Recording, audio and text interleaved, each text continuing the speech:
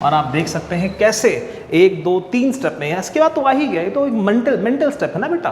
तो 1 2 3 स्टेप में आपका आंसर आ गया 10 सेकंड के अंदर सॉल्व। ये सब प्री रिक्विजिट्स हैं, ये आपको पहले से तैयार रखने हैं। एग्जाम में सिर्फ ये 3 स्टेप 1 2 3 चलाने हैं और आंसर को यूं करके टिक करके एकदम स्टाइल में आगे बढ़ जाना है। तो ये इसका आंसर होगा पहला वाला, दिस हैज बीन सॉल्व्ड। और मेरे हिसाब से सबसे छोटा सोल्यूशन आपको लगा होगा।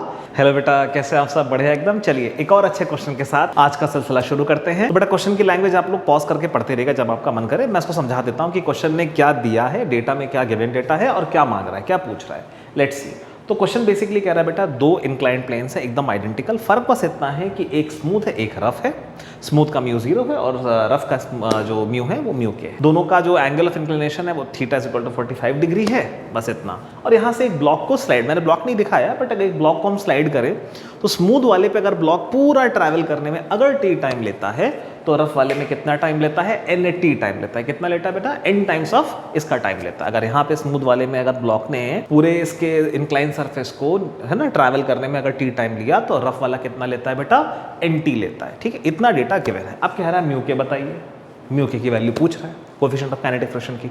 तो आइए इसको फटाक से सॉल्व करते हैं। तो देखिए बेटा, एक होता है सब्जेक्टिव सॉल्यूशन, बहुत लंबा चौड़ा जो आपको स्कूल वगैरह में दिखाना होता है, बट यहाँ पर बीइंग अ नीट प्रॉब्लम या जेईई प्रॉब्लम हम लोग इसको क्या करेंगे, थोड़ा शॉर्ट में करेंगे। तो उसके लिए कुछ प्री रिक्विजिट्स हैं, आइए देखते हैं वो क्या है। तो देखिए बेटा, इस क्वेश्चन में उसने आपको इंक्लाइन की लेंथ दे रखी है, कुछ नहीं दिया है initial velocity of the block, तो उसको हम 0 मान के चलेंगे। फिर कहीं ना कहीं उसने टाइम का जिक्र किया है और फिर एक्सेलरेशन ड्यू टू ग्रेविटी है ना, जी और रफ सरफेस में थोड़ा अलग होता है, वो अभी हम देखने जा रहे हैं। तो इन सारे पैरामीटर्स को अगर मिलाएं तो एक बात तो क्लियर है बेटा कि जो सेकंड इक्वेशन ऑफ मोशन है काइनेमैटिक्स की वो लगेगी, s is equals to u t plus half a t square, ये लगेगी। अच्छा बेटा u 0 है। अच्छा, ये सारी बातें आपको पहले से आनी चाहिए, इतनी बेसिक हैं कि ये आती हैं, जितने भी सेलेक्टिव्स होते हैं उनको आती है, तो ये आपको भी आनी चाहिए। अगर आती हैं तो आप थोड़ा आगे बढ़ा सकते हैं सवाल को, नहीं तो आप सीख लीजिए ताकि एग्जाम में आपको फिर इसको तुरंत लिखकर टाइम अपना जो है वेस्ट करने की जरूरत ना पड़े। आइए देखते हैं।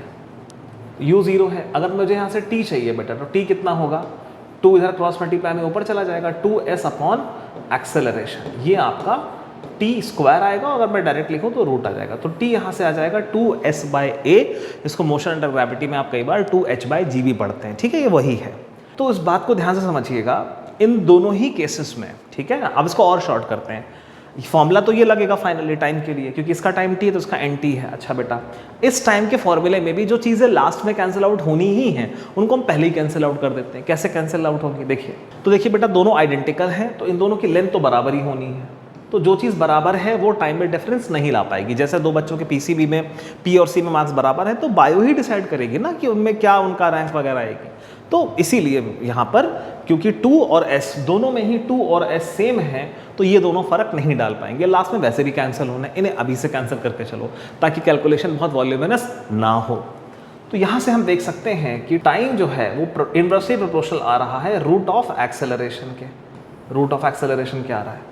अच्छा बेटा, अब एक बात और आपको ये प्री रिक्विजिट में पता होनी चाहिए। अगर आप नहीं पता, आपको नहीं अगर पता है और आप सीखना चाहते हैं तो आप कमेंट कर दीजिएगा, उसका मैं एक अलग सी वीडियो बना के डाल दूंगा, बट ये नॉलेज आपको होनी चाहिए। देखिए ये वाली तो बहुत सिंपल है कि यहाँ पर अगर हम किसी भी ब्लॉक को रख देते हैं तो उसका एक्सेलरेशन कितना होगा, तो वो होगा g साइन थीटा। ये बात तो क्लियर है, इसमें कोई डाउट नहीं है।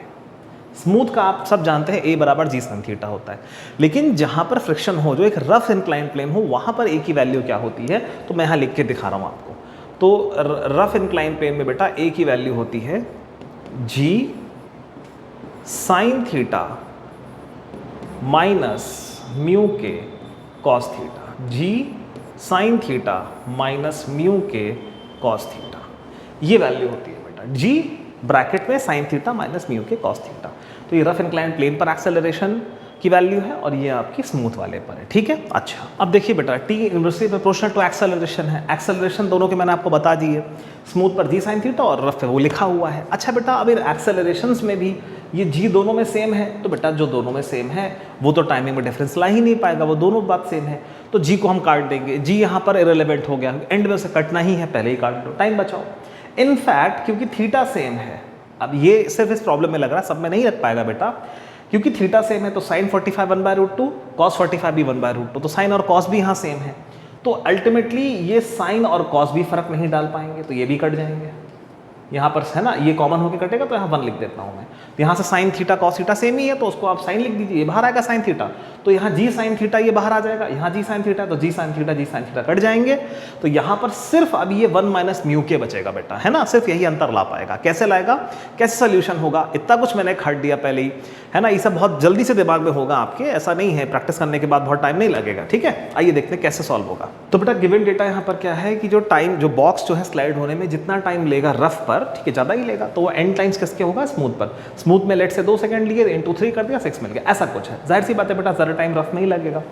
तो अब हम क्या करेंगे, टाइम में √2s तो मैं काट ही चुका हूँ, फिर अंडर रूट में a में भी मैं जी साइन थीटा काट चुका हूँ, है ना, जो बचा है वही आएगा। आप देखेंगे कैसे 3 सेकंड में आंसर निकलता है, 3 तो नहीं 10 सेकंड में निकलेगा। आइए देखते हैं। तो 1/√, यहाँ पे क्या आएगा बेटा, सिर्फ 1 माइनस म्यू के आएगा, क्योंकि जी साइन थीटा तो कॉमन लेके मैंने यहीं पर काट दिया। ये जी साइन थीटा इस साइन और कॉस सेम थे तो काट दिया। 45 डिग्री पे हुआ है सिर्फ, कोई और एंगल होता तो नहीं होता।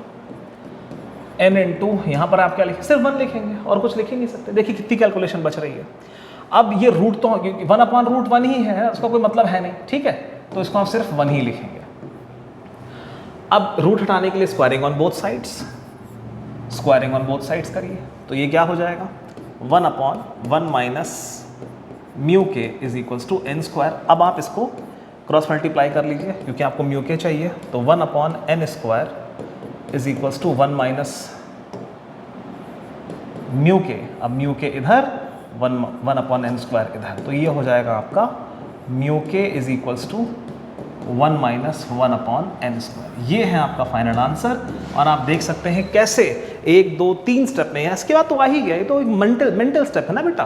तो 1 2 3 स्टेप में आपका आंसर आ गया, 10 सेकंड के अंदर सॉल्व हो गया। कितना कुछ बच गया, 2 बचा, s बचा, जी साइन थीटा बचा, 45 cos 45 डिग्री आप डाल देते, या साइन 45, तो 1/√2 हुआ था। बहुत कुछ, बहुत टाइम कंज्यूमिंग था, 10 सेकंड में सॉल्व हो गया। और ये मत सोचिएगा कि इसमें टाइम लगने वाला है, ये सब अभी आपको प्रिपरेशन के टाइम में सब सीख जाना है कि कैसे ये t इक्वल टू √2s/a होता है, फिर a की वैल्यूज आपको पता होनी चाहिए, फिर जी तो कटना ही कटना है, और थीटा अगर सेम है तो वो भी काट देना है। तो ये सब बेटा ये प्री रिक्विजिट्स हैं।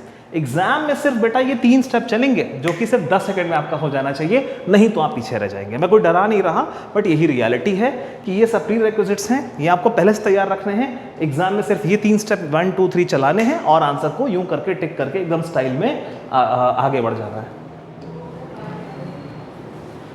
ठीक है। तो ये इसका आंसर होगा पहला वाला, दिस हैज बीन सॉल्व्ड। और मेरे हिसाब से सबसे छोटा सोल्यूशन आपको लगा होगा, इसको नोट कर लीजिए, देख लीजिए, समझ लीजिए। हम लोग अगले क्वेश्चन में मिलते हैं, ठीक है। टेक केयर बेटा, बाय।